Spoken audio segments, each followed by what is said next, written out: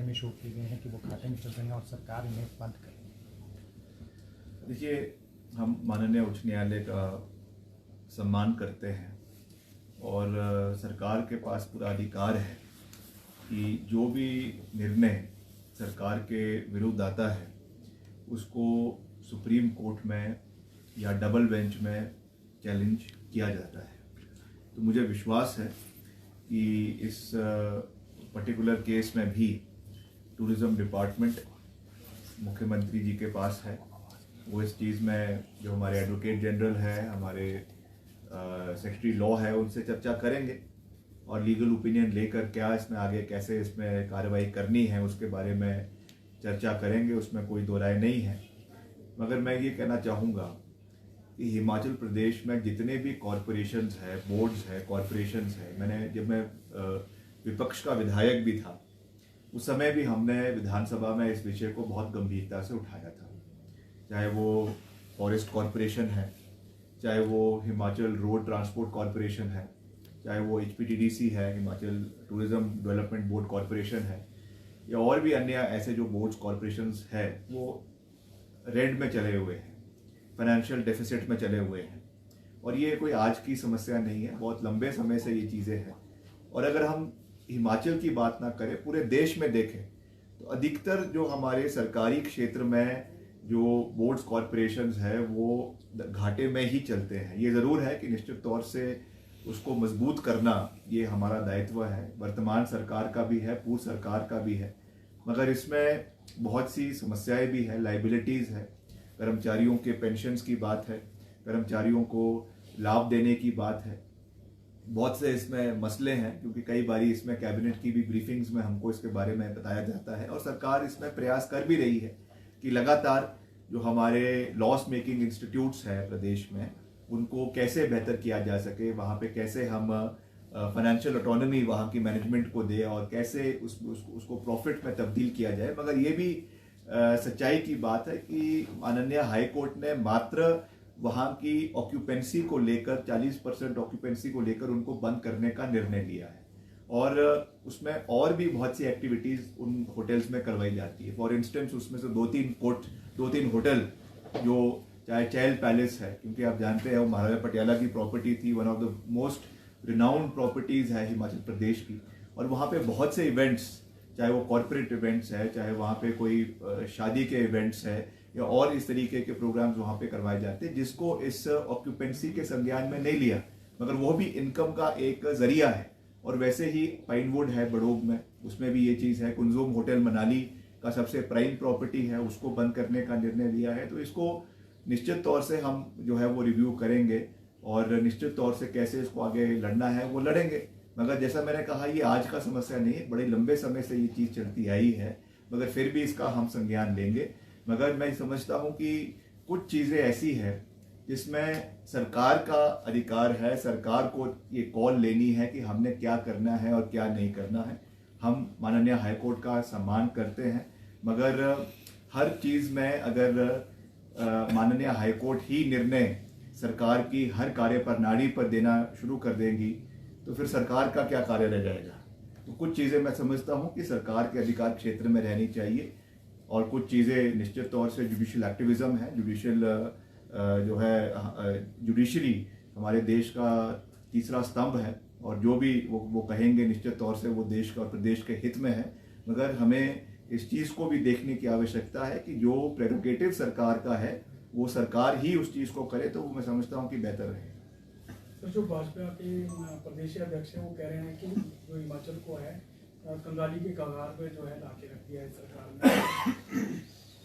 ने। देखिए, बिंदल साहब जो है बड़े वरिष्ठ नेता हैं और भाजपा के अध्यक्ष भी है और पूर्व में मंत्री भी रहे हैं, विधायक भी रहे हैं। मैं समझता हूँ कि उनको ये जानकारी होगी। कोई और नेता कोई ऐसी बात करता तो मैं मान सकता था, मगर बिंदल साहब तो बहुत पढ़े लिखे व्यक्ति है, आंकड़ों को जानते हैं और वो इस बात को से जो है वो इस बात से छिप नहीं सकते हैं कि ये चीज़ें आज से तो नहीं है। अभी तो हमारी सरकार को 2 साल ही हुए हैं, मगर ये अगर जो लॉस मेकिंग की बात कर रहे हैं, ये जो जिस तरीके से ऑर्गेनाइजेशंस है या कॉरपोरेशंस है या प्रदेश की भी अगर हम वित्तीय परिस्थिति की बात करें तो ये over the period of time ये चीज़ें हुई है, चाहे वो पिछली जयराम जी की सरकार थी, चाहे उससे पहले कांग्रेस पार्टी की सरकार थी, उससे पहले भी धूमल साहब की सरकार थी। तो ये चीज़ें over the period of time उसमें वो चीज़ें रही है, और उससे कैसे बाहर निकलना है ये हम सब का दायित्व है। ये पूरा प्रदेश जानता है कि जो फाइनेंशियल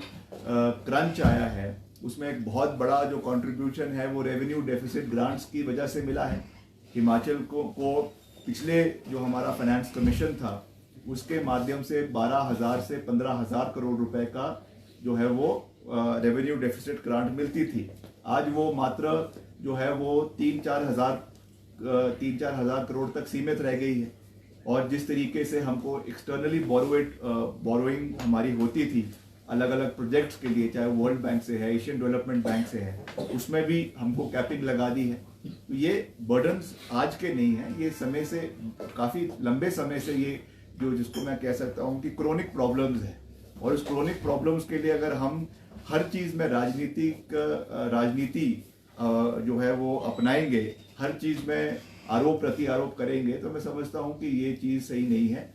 बिंदल साहब एक रिस्पॉन्सिबल पोजीशन पर है, उनको ठीक है निंदा करे सरकार की, उसमें कोई गलत बात नहीं है, मगर जहाँ तक इस पूरे प्रदेश के फाइनेंशियल जो है स्टेटस की बात है उसमें सबकी भागीदारी है, सबकी रिस्पॉन्सिबिलिटी है। एंड आई एम श्योर कि भाजपा उस रिस्पॉन्सिबिलिटी से भाग नहीं सकती है। They also have to take responsibility of the government जो उनकी प्रदेश में रही है, और उस समय में उन्होंने कौन से ऐसे काम किए जिससे प्रदेश की वित्तीय परिस्थिति मजबूत हुई हो, हमें पता है। मैं उनको चैलेंज करता हूं, मैं उनको काउंटर चैलेंज करता हूं कि आप हमें बताइए कि जयराम जी की सरकार 5 साल प्रदेश के अंदर रही, उन्होंने कौन से ऐसे कदम लिए जिससे प्रदेश की वित्तीय परिस्थिति को मजबूत करने के लिए उन्होंने प्रदेश में लिए। मुख्यमंत्री सुखविंदर सिंह सुक्खू ने प्रदेश में जो है वो मजबूत कदम लिए, चाहे वो प्रदेश के अंदर आपके वाटर रिसोर्स के ऊपर टैक्स करने की बात हो, उसके लिए उन्होंने बाकायदा कानून जो है विधानसभा के अंदर पारित किया। प्रदेश में जितने हमारे हाइड्रो प्रोजेक्ट्स हैं, चाहे वो PSUs के हैं, केंद्र सरकार के हैं, चाहे वो दौला सेठ प्रोजेक्ट है, लूरी प्रोजेक्ट है, सुन्नी प्रोजेक्ट है, उसको ये कहा है कि अगर उसमें रॉयल्टी हमको जो है वो 18% के हिसाब से और 30% के हिसाब से नहीं दी जाएगी आने वाले समय में, तो उनको हम वापस लेंगे, क्योंकि प्रदेश के हितों की रक्षा हमको करनी है। प्रदेश को जो रेवेन्यू मिलना चाहिए, रॉयल्टी मिलनी चाहिए, अगर वो नहीं मिल रही है तो उसके खिलाफ हम लड़ाई लड़ रहे हैं। तो मैं ये कहना चाहूँगा कि हर चीज़ में राजनीति नहीं करनी चाहिए, और अपनी कार्यप्रणाली पर भी बिंदल साहब को जो है वो स्पष्टता से बात करनी चाहिए। सर, भाजपा के राष्ट्रीय अध्यक्ष JP नड्डा ने कहा है कि जो वर्तमान सुक्खू सरकार है वो प्रतीक बन गई है भ्रष्टाचार का और कुप्रबंधन का। देखिए, तथ्यहीन बातें, इतने नड्डा साहब बहुत वरिष्ठ नेता हैं, भाजपा के राष्ट्रीय अध्यक्ष हैं, केंद्रीय मंत्री है, हम उनका बहुत मान सम्मान करते हैं व्यक्तिगत रूप से, मगर इस तरीके की तथ्यहीन बातें मैं समझता हूं कि उनको नहीं करनी चाहिए।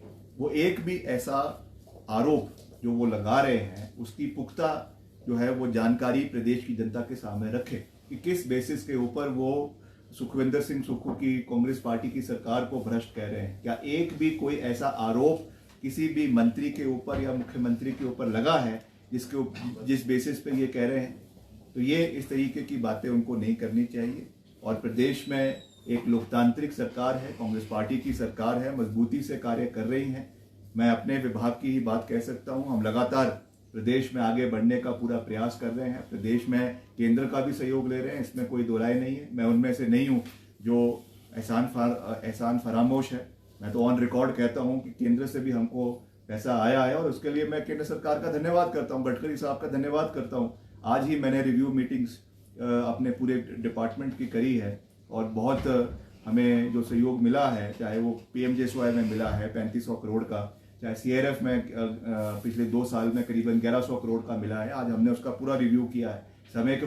समय पर उन कार्यों को पूरा करने के लिए हम प्रतिबद्ध हैं। वैसे ही स्टेट गवर्नमेंट से भी जो हमको बजट मिला है, 2000 करोड़ रुपए की बजटरी एलोकेशन जो है वो PWD को हुई है, उसमें लगातार प्रदेश के अंदर सड़कों का निर्माण कर रहे हैं, ब्रिजेस का निर्माण कर रहे हैं, लगातार मेटलिंग टायरिंग प्रदेश के अंदर हो रही है। तो हम सकारात्मक सोच में विश्वास रखते हैं, और मैं यही कहना चाहूँगा कि हमें तालमेल के साथ काम करना चाहिए। केंद्र सरकार हिमाचल प्रदेश में अपना योगदान रखें, हिमाचल को आगे बढ़ाने में अपना पूरा योगदान दें। नड्डा साहब तो केंद्र में इतने बड़े मंत्री हैं, उनको प्रदेश के लिए पूरे तरीके से सहयोग देना चाहिए। हिमाचल को कैसे आगे बढ़ाना है उसमें राजनीति नहीं होनी चाहिए।